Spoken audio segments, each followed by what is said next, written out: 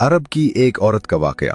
अरब में एक औरत थी जिसका नाम उम्मे जाफर था। वो इंतहाई सखी और फयाज थी। लोगों में यूं तकसीम करती थी कि दाएं हाथ को बाएं हाथ का इल्म ना होता। कुछ दिनों से वो एक खास रास्ते से गुजरने लगी। इस रास्ते पर दो अंधे बैठे होते थे। ये दोनों सदाएं लगाते। एक अंधा कहता था, इलाही मुझे अपने फजलो करम से रोजी अता फरमा। दूसरा अंधा सदा लगाता, या रब मुझे उम्मे जाफर का बचा हुआ अता कर। उम्मे जाफर दोनों की सदाएं सुनती थी और दोनों को कुछ न कुछ अता करती थी। जो अंधा अल्लाह के फजल का तलबगार होता उसे वो 2 दिरहम दिया करती, जबकि जो अंधा उम्मे जाफर के फजल का तालिब होता उसे वो एक भुनी हुई मुर्गी अता करती।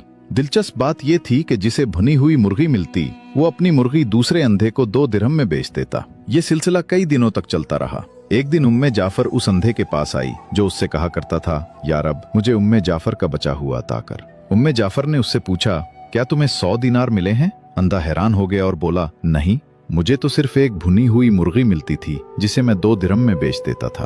उम्मे जाफर ने कहा, जो अंधा अल्लाह के फजल का सवाल करता था मैं उसे 2 दिरहम देती थी, लेकिन तुम्हें जो मुर्गी देती थी उसके अंदर 10 दीनार डाल दिया करती थी। ये सुनकर अंधे ने अपना सर पीट लिया और चीखने लगा, हाय मेरी कमबख्ती, काश मैं ऐसा ना करता, मैं तो मारा गया। उम्मे जाफर ने बड़ी नरमी से कहा, यकीनन अल्लाह का फजल तलब करने वाला कामयाब है और इंसानों के फजल का तलबगार हमेशा महरूम रहता है।